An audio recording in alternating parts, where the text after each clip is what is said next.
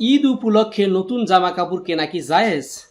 এক ভাই আমাকে প্রশ্ন করেছেন, হুজুর, ঈদের জন্য নতুন জামা কাপড় কেনা এটা কি সুন্নাহ নাকি অপচয় নাকি শুধু সমাজের রীতি? আমি উত্তরে বলতে চাই, ঈদের জন্য সুন্দর ও পরিষ্কার কাপড় পরা সুন্নাহ। নতুন কাপড় হলে ভালো, তবে অবশ্যই শর্ত হলো এতে অপচয় ও অহংকার থাকা যাবে না। এ ব্যাপারে মহান আল্লাহ রব্বুল আলমিন পবিত্র কালামুল্লাহ শরীফের ৮ নম্বর পারা ৭ নম্বর সূরা আরাফের ৩১ নম্বর আয়াতে কারিমার ভিতরে ইরশাদ করেন, ইয়া বানি আদম খুদু জিনাতাকুম ইনদা কুল্লি মাসজিদ। হে আদম সন্তান, তোমরা প্রত্যেক নামাজের সময় তোমাদের সৌন্দর্য গ্রহণ করো। ওয়াকুলু ওয়াশরাবু ওয়ালা তুসরিফু। তোমরা খাও এবং পান করো, কিন্তু অপচয় করো না। ইন্নাহু লা ইউহিব্বুল মুসরিফিন। নিশ্চয়ই আমার আল্লাহ রব্বুল আলামিন অপচয়কারীদেরকে পছন্দ করেন না। এখান থেকে আমরা শিক্ষা গ্রহণ করতে পারি যে মহান আল্লাহ রব্বুল আলামিন আমাদের নামাজের সময় আমাদের সৌন্দর্য প্রকাশ করতে বলেছেন, কিন্তু এখানে অপচয় করতে নিষেধ করেছেন।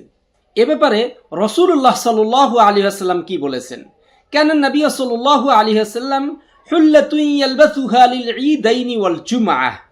রাসূলুল্লাহ সাল্লাল্লাহু আলাইহি ওয়াসাল্লামের একটি নির্দিষ্ট পোশাক ছিল যেটা তিনি 2 ঈদ ও জুমার নামাজে পরিধান করতেন।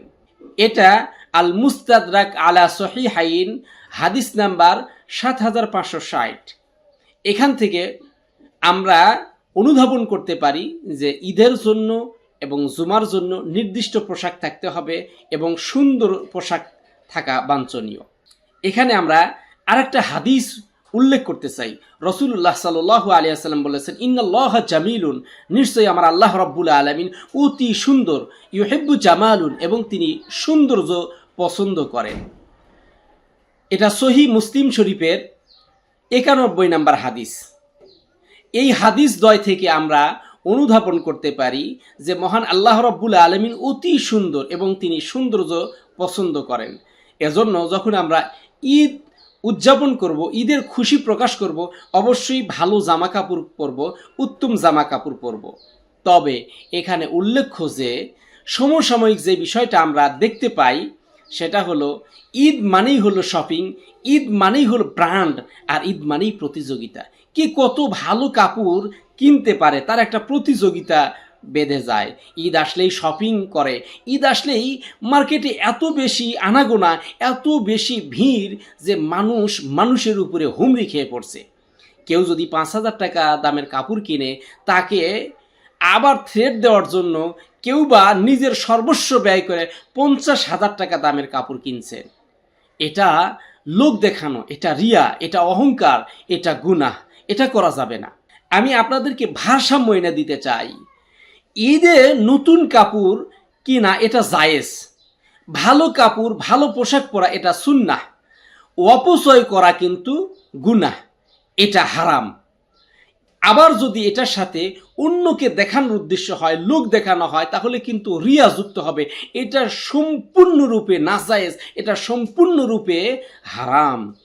আল্লাহ রাব্বুল আলামিন অহংকারীকে কখনোই পছন্দ করেন না, অপচয়কারীকে কখনো ভালোবাসেন না। ঈদ খুশি শুকর সংযোগ। আমি শিক্ষণীয় যে বিষয়টা আপনাদেরকে তুলে ধরতে চাই সেটা হলো ঈদ মানেই হলো খুশি, ঈদ মানেই হলো শুকুর, আবার ঈদ মানেই সংযম। এই ঈদটা কিন্তু প্রদর্শনী না যে ঈদে আপনি আপনার কেনাকাটা, আপনার পোশাক দিয়ে প্রদর্শনী করবেন, এমনটি কিন্তু করা যাবে না। আপনাদেরকে আমি উদারত আহ্বান জানাতে চাই, প্রিয় ভাই, আপনি ঈদে নতুন কাপড় কিনবেন, এই নতুন কাপড় আপনাকে কিন্তু অনেক সুন্দর দেখাবে, কিন্তু এই নতুন কাপড় কেনার আগে একবার আপনি ভাবুন, আপনার আশেপাশে কি এমন কেউ আছে যে এই ঈদে নতুন কাপড় কেনার সামর্থ্য রাখে না, তার কোনো ভালো পোশাকও নেই? তাকে এক সেট নতুন পোশাক কিনে দেন, দেখবেন আপনার হৃদয় ভরে যাবে।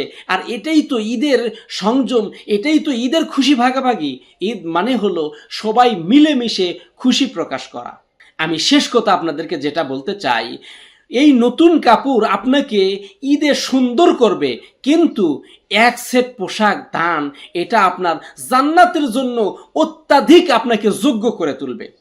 আল্লাহ রাব্বুল আলামিন আমাকে আপনাকে সকলকেই সাধ্য অনুযায়ী সবার মধ্যে ঈদ বা ঈদের খুশি বন্টন করার তৌফিক দান করেন।